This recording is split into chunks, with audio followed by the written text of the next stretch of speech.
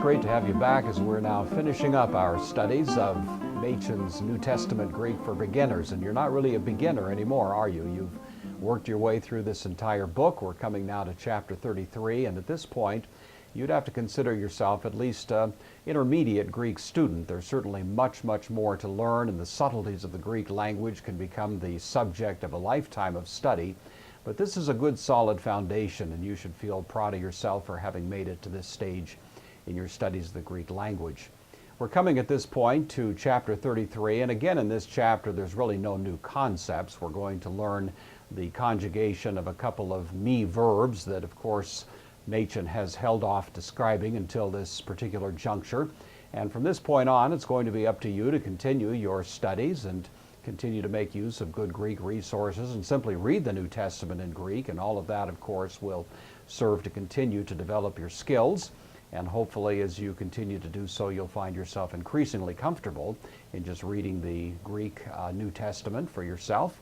So let's take a look at this chapter. Again, we're going to work our way through the vocabulary list, and then we'll take a look at some of the exercises. And then from this point on, I'll have to wish you bon voyage as you continue your Greek studies, and just let you know how much it's been a pleasure for me to have you along on this excursion through the studies of the Greek language. Let's take a look at the vocabulary list first of all. So as we take a look at these vocabulary words, the first one that we find here is the word anistemi. It's a transitive verb. It means I cause to rise, I cause to stand up, that sort of thing. And you'll notice it also has an intransitive significance or meaning. This is to simply stand up or arise.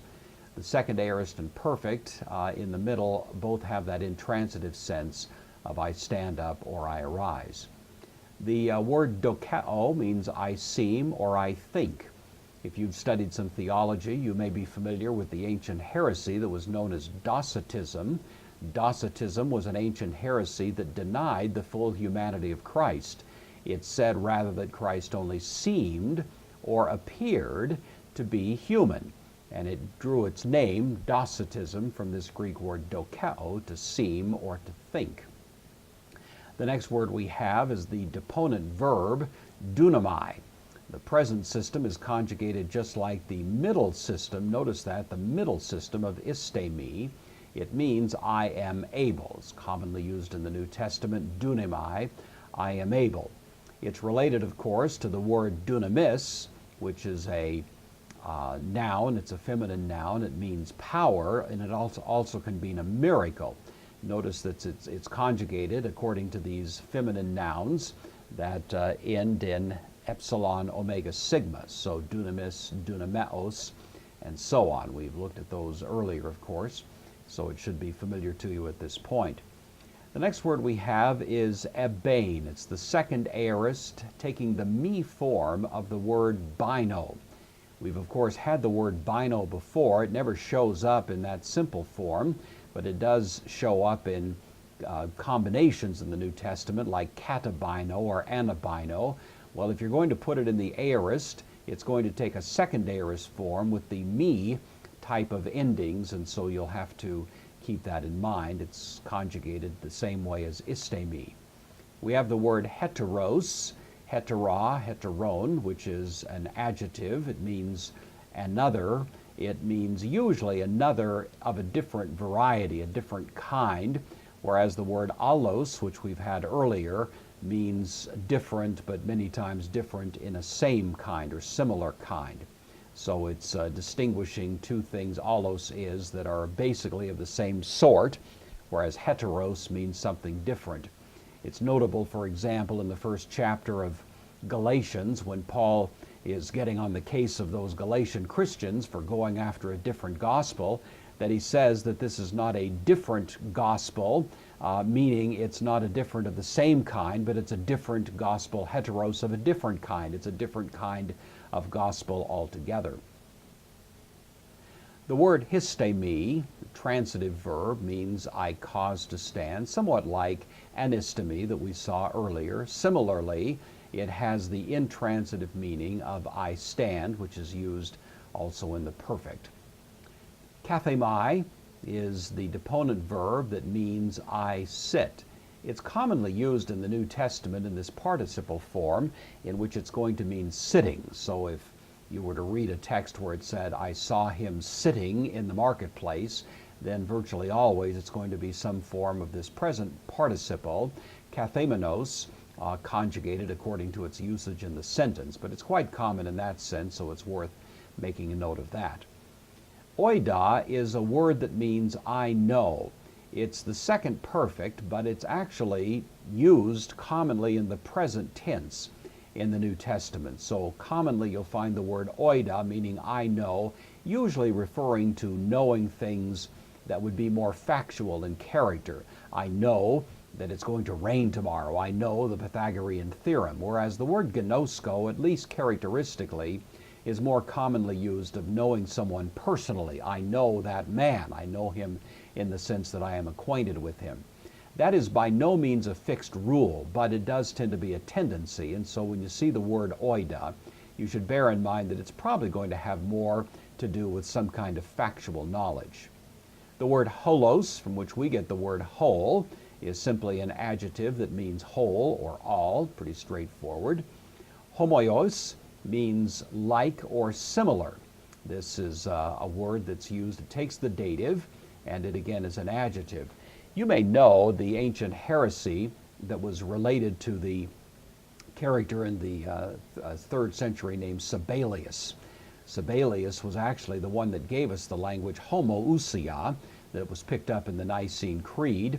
Those who were debating with him at the time preferred to say that Christ is homoi ousia, and they were borrowing this particular adjective from the Greek and wanting to say that Christ was of a similar or like substance, and so they used that term for that purpose. However, the church eventually, although it rejected Sabellianism, did in fact agree that that was a good use that Sabellius had made of the term homo, and so they didn't use this particular adjective, but you should be aware of it, as it shows up, of course, in the New Testament fairly commonly. Uta is very similar to uda that we've already seen. It means and, not, nor, neither nor, and so it's used very similar, so pretty much synonymous with the term that we've already come across. Paragenomai means I come near, but more commonly it means I arrive. I arrive in a certain situation, or I have come to a certain situation. So paragenomai eistain polin, I arrive in the city, pretty common in the New Testament. Phaneroo means I make manifest, or I reveal. I make manifest in the sense usually of some kind of dramatic disclosure of something. Phemi means I say. Notice its irregular accent. It is in fact a verb, but the accent is on the final syllable there. It's a me form of the verb with the prefix fa. It's much less common than the word lego, but it does in fact mean the same thing. And finally we have hos, used as an adverb and as a conjunction, either one. It means as or when, and we've already seen the word hos, of course, earlier in our studies. This is simply adding to the way in which it might otherwise be used. We come now to page 217, and here we have the main thing that is new for us in this chapter, and this is this particular word istemi and various other forms of it. I cause to stand, or I stand in the intransitive sense. So we notice first of all istemi, this is the present. Esteso is the future. It's regular, conjugated according to the same endings that any other future verb would be. Estesa is the aorist, and again it's regular with that sigma alpha ending.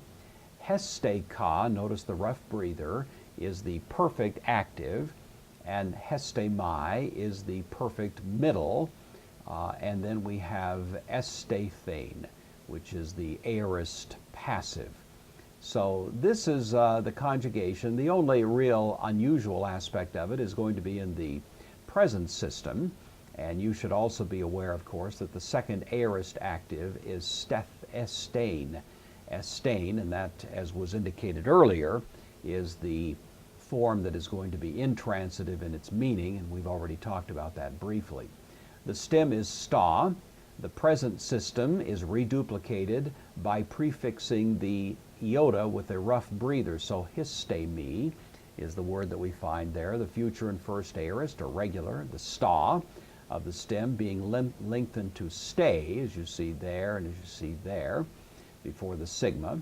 The perfect active is regular, except that the epsilon of the reduplication has the rough breathing, and we also have the perfect and middle and passive that then retain the sta as opposed to the stay there. And then we have the aorist passive sta, which we looked at right there. Machen tells you to learn the active voice of the present system, which is in the back of the book at 600. He notes that the treatment of the stem and the endings in the present system is pretty much the same as we saw in didomi and tithemi. This is another me verb. It has a few idiosyncrasies, but for the most part, you're going to find that it's similar. The participle histos is conjugated just like lusos of luo, so there's no surprises there. You're also advised to learn the middle and passive forms of the present system. This is histemi. It's in paragraph 600. So you'll want to take a look at that before you try to do the exercises. He notes here that histemi differs from didomi and tithemi in that it has a complete second aorist active as well as a complete first aorist active. And as he noted, the first aorist means I caused to stand, has a transitive sense. The second aorist simply means I stood, I stand in an intransitive sense. He also tells you to learn the second aorist active of histemi at paragraph 601. Finally, on this word, we'll notice that he notes here in addition to the first perfect active participle, there's also a second perfect participle. They mean the same thing. It's simply different forms of the same word that'll show up in the New Testament. So you should make a note of those. Fairly unusual, but nevertheless it'll help you to make a note of them because as you're reading the New Testament, they will pop up from time to time, and it's helpful if you've thought about it in advance. Finally, he notes that you should learn the conjugation of oida. It's right at the back of these paradigms, at the back of the book, paragraph 603. It means I know. It takes a second perfect in its form, although it's present in its meaning. The pluperfect, edain, I had known, is also used, and it usually has some more meaning more in the form of the imperfect. He notes here in paragraph 550 the optative mood. This is pretty unusual in the New Testament, but there is one particular form that's fairly common, and that's this expression megenoito. Megenoito. It means no, or it could never be. It's quite emphatic. It's translated in the Old King James, God forbid. And of course, that's not exactly a literal translation, but it does convey the spirit of it. It's an absolutely emphatic denial of some proposition. Paul will characteristically use this when he raises a hypothetical theological idea that he wants to immediately deny that could ever actually be the case. And so you'll see that expression fairly routinely, especially in Paul's writings, megenoito, may it never be, or God forbid. Conditions contrary to fact represent those kinds of statements that are sometimes included in a language which contemplate a situation which is in fact not the actual truth of the matter. He gives us an example here. Lord, if you had been here, if you were here, then my brother would not have died, you see. Well, that's a condition contrary to fact. In fact, had you been here, he would not have died, but the fact is you were not here, so he did die. That's the force of it. The way that those are expressed in Greek is by the use of the little particle a, meaning if. Notice it's a, not ean, and that's part of what's called the protasis, the first part of the phrase. The apodosis, the second part, then has the particle on. Doesn't always show up, but it's at least implied. So you'll notice here that that's exactly what's going on. We have the Lord, if you had been here, there's the on, then my brother would not have died. So it's not too uncommon in the New Testament. Keep your eye open for that. The last major discussion in this chapter is further uses of the word genomai. We, of course, had genomai pretty early in our studies. It means I become, and of course you're familiar with that. But the word genomai in that sense usually requires some sort of predicate nominative. I become a man, I become something or other, you see. But it also is commonly used without any particular object of the action. And in that case, it's simply going to mean something like, it happened. Commonly in the New Testament, this is where the phrase, it came into being or it came to pass, shows up. Very common, you find that. It appeared, it arose, it came to be, and so on. And so those are simply expressions that you'll just need to sort of think about as you're translating them. What's the best way to massage such an idea into English? We have, for example, here, in those days, it came a certain priest. You see, in those days, a certain priest came, or there was a certain priest. Just figure out a way to translate that is more or less capturing the sense of it. All the things through him, ageneto, came to be or came into being, and so on. The third one here, he saw the things that came to be, the things that had happened would be the notion. It's, of course, frequent in the New Testament that it's simply rendered, it came to pass. He notes here in paragraph 553 that there's basically three different common forms in which you'll find this. You'll have ageneto with the infinitive, you'll have ageneto kai with an aorist, or simply ageneto with the simple aorist. All of them are really rendered the same way, and he gives you examples of how that should be thought about as you're looking at that in the New Testament. So it's pretty common, worth keeping an eye on as you're reading the New Testament. All right, let's take a look at the first of our translation exercises. Here we have dia tuto. That should be pretty easy for you at this point. On account of this, ho cosmos, the world, uk genoske, does not know, hemas, us, hoti, because, uk egno, we've already had that. That was the aorist of genosko, so you recall that, because it, the world, did not know, auton. Actually, nothing in this sentence incorporates what we've learned in this chapter, but of course the example goes on.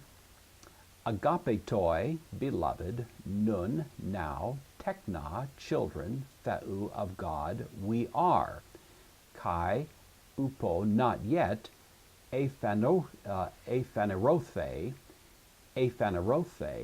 it does yet appear, it does not yet appear, you see, not yet does it appear. What? Esomatha, we shall be. Oidamen, we know, hoti, that, if, ian, phanerothe, with the subjunctive here, he should appear, homoio, like, auto, him, esomatha, we shall be. Hoti, because, opsomatha, we shall see auton, him, kathos, just as eston, he is. You, of course, recognize this as a quote from the New Testament book of 1 John, and so you've read a little section there of that very significant text. Moving on to number 2, elegon, they were saying, un, therefore, to him, pu, interrogative, where, eston, is, ho pater su, where is thy father? Apokrythe, Jesus, Jesus answered. Then we have uta, neither nor. Neither do you know, oidata, from oida, me, neither do you know me, nor ton patera mu, nor my father.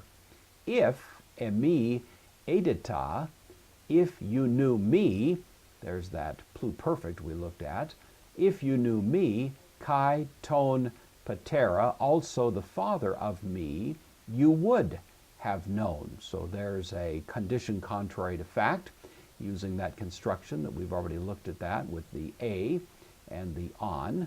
So that's once again representative of a text from the New Testament that you probably recognize.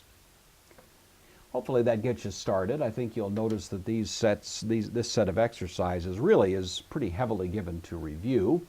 We'll take a look now at some of the composition exercises that are in the next page. So now I'm on page 221, and I'm looking at the first of the composition exercises, which reads, "He forgave those who had risen up against their king." He forgave, this is from aphe, and we've already looked at this, so it's the aorist form, it's regular in this form, aphe ken. He forgave, third person singular, tois, remember it takes the dative, with respect to the people being forgiven. He forgave those who. Sasi here, this is from istemi. If you take a look at the aorist participle, then you're going to get that form. He forgave those who had risen up. It's the dative plural, masculine, those who had risen up. Kata, against, takes the genitive, to basileos, the king of them, against their king. Our second example here, this is we know that those who are sitting in the house will not go out until they see the apostle. So pretty straightforward. We know, genoskomen, hoti, that, hoi, kathemenoi. This is from kathemi that we looked at earlier. It's used commonly in the participle, meaning sitting. Those who are sitting, present participle, in to oiko, in the house. Uk elugzantai, will not go out. Elusomai, of course, the deponent future of erkamai, will not go out. Heos on. You may remember in paragraph 536, he talks about this idiomatic construction, heos on, until, and then it takes the subjunctive, until idusi, they see, ton apostolon, the apostle. And finally, we have number 3, when Jesus had gone down from the mountain, the disciples saw the man sitting in the house.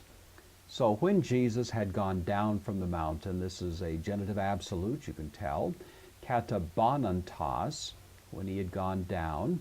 We could also use a form of katerkamai, katelthontos, either one is fine, having gone down to Yesu in the genitive, because it's genitive absolute, ek to orus, out of the mountain, hoi maphetai, the disciples, edon, saw, ton andra, the man, kathemenon.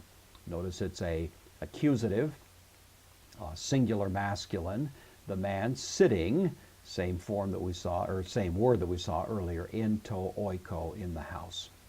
So again, I think you'll find that these exercises generally represent a review of what you know, plus a few new additions in this chapter.